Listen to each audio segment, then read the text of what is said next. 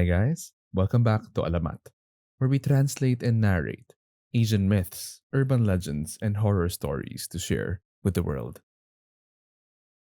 Our tale for this week is about the author's experience when they went to the Philippines for vacation. Find out more in Me and My Friends Visited the Philippines. We Angered Something Dangerous by Resident Safe 771. It was nice. The end of high school. Me and my friends and classmates finally earning our degrees after working our asses off for weeks. But it finally all paid off. Dave, the joker of the group, decided to buy our friend group tickets to a nice remote cabin in the wilderness of the Philippines. We all thought it would be amazing to hang out and get away for a while. There were 6 of us, including me. Luis, the big muscle guy who is actually gentle at heart. Jerry, the party animal of us all. Peter, the quiet nerd who everyone defended. And Jack. He was weird, but also smart and athletic at the same time. When we got there, I was shocked. The air was fresh, humid, and it was hot. After some searching, Dave got us a taxi to the road that led to our cabin. And after an hour, we had made it to the cabin. It wasn't decrepit to say, but you could tell Dave got it for a discount. When we actually entered the cabin, it looked passable, but smelled like a retirement home, mixed in with pet smell. Thankfully, Peter brought some Febreze, and after spray bombing the whole place like 5 times, we noticed it was dark out. So, we decided it was time to hit the hay. But just before we went to bed, I swear to God, I saw a pair of glowing yellow eyes staring at me from the woods. But just before I could process what was happening, the eyes faded into the darkness. I passed it off as an animal staring at the new residents to its woods. And I went to bed. The next morning, I woke up first among our group and decided to take a nice nature look on our balcony. And I noticed a large tree in what was visible on the edge of our yard. So, I decided to show the animals who's in charge around here, and I peed on it. I didn't think much of what I was doing at the time, but I would soon come to regret it. After that, the rest of the group finally woke up, and we decided to head into town to get some food and souvenirs for our families. And just as we bought ourselves some talismans, an old lady from the tent selling them approached us, specifically me. The tikbalang is angry with this one, she said in a cold, loud whisper. Oh come on Lola, there is no such thing as a tikbalang.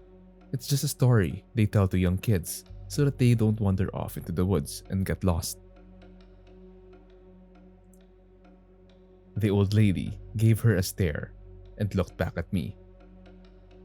If anything strange happens, turn your shirt inside out and run away as fast as you can to here. No stops. And with that, she went back into the tent. I'm sorry about her. She's my grandmother and she can be a bit supernatural. I was curious about what the old lady meant and asked, what is a tikbalang? Oh, it's a Filipino folktale. A tikbalang is a humanoid with the body of a muscular man and the head of a horse. They love to mess with travelers in the forest to get them lost and will play tricks on them, like making them return to the same path over and over again, no matter how hard they run or how much they turn. But why would it be mad at us? Jack said. Have any of you disturbed the forest or nature near where you were staying? I thought about the large tree I peed on, but decided to keep my mouth shut. After getting back from the market, we decided that we shouldn't worry about some creature that probably isn't real, and spend the rest of the afternoon having fun. And eventually, night came, and we went to bed. That night, I couldn't sleep well, because I swear to God, every 5 minutes, just as I was about to doze off, I heard hoof steps somewhere in the house. But I couldn't quite locate it, like it was coming from everywhere in the house all at once. After some time of this cycle, I couldn't take it anymore. I decided to go out and see what in the hell that noise was. I left my room and wandered through the house. And after doing a full sweep of the house, there was nothing, not even a fly. So, I decided to head back to bed. But just as I turned around, I heard it. And there it was, a tall man. He was in good shape, but his skin looked wrong, like he was diseased. Then, there was the head. It was a dark brown stallion. Its eyes looked at me, with those same yellow dots as the first day we got here. Its legs were completely that of a horse. Hoof, hair, and all. And that smell. It was the same smell the house originally had before we fixed it. The creature was staring back at me with a crazed look in those yellow animal eyes. It breathed on me, which broke me out of my trance, and I ran back to my room. But it didn't follow me, as if it knew that my fleeing was pointless. I ran, but just as I reached my room, the door opened back to the exact same hallway, and the thing was still there.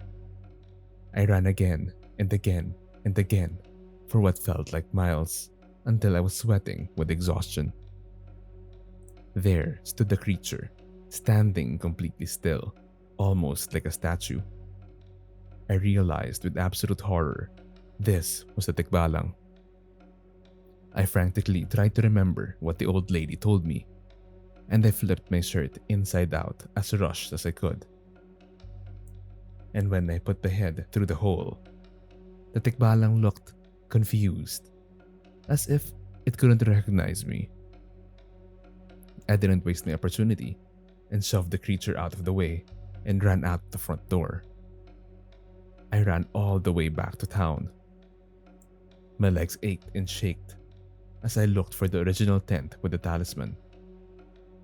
It took some time, but I was able to find them as they were closing. And the old lady from before looked at me and knew from my face what had happened. She took me inside a tent and sung some prayers, covered me in salt, and all the holy stuff. She finally offered to let me stay in the tent and returned with the local church to the house in the morning. I agreed. After the sun rose, the local church members and the old lady accompanied me to the house where me and my friends were staying. When we got there, it was quiet. Like, quiet. There were no animals, no breeze, no nothing. Just silence. When we got inside, the smell nearly made me vomit. It smelled of blood and flesh all over the house. It seemed to smell like a crime scene. Then we got to the bedrooms. Luis was dead. His arms and legs were broken and twisted at unnatural angles, impossible for a person to achieve. His chest was flattened by what looked like hoof marks. Next was Jack. His body was thrown across the floor. There was a large opening in the middle of his abdomen, with his internal organs flung out and laying on the floor. Next up was Jerry. His body was separated and dismembered and left across the room in pieces. with his organs smashed and hung on the walls, with his own bones used as nails. Finally, as we entered Peter's room, we saw him in a fetal position, rocking back and forth, his hair a mess and his eyes filled with fear. He only had a couple of bruises, but with the state he was in, he might as well be dead. Dave was nowhere to be found. His room was empty. Nothing. The police never found his corpse. Whenever we tried to ask Peter, he just said one word: monster. I was mortified by the sight. My friends were all dead, and the autopsies showed all of them were alive for the whole process. I entered a deep depression, and so I hand all of you this message. If you ever visit the Philippines, beware of the tikbalang and make sure to be respectful of the nature there, or you might just suffer the consequences of it.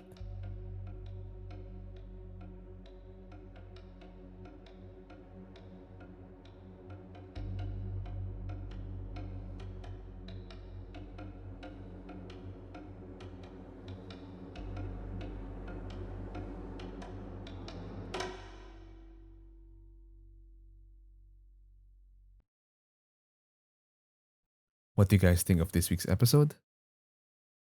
I always say it's better to respect anything and everything when you're out traveling. You never know what lurks in the dark.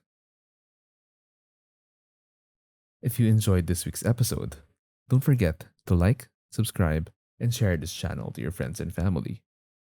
If you have stories you would want me to narrate, send them over at mrelamatph@gmail.com. Salamat guys, and see you in the next one.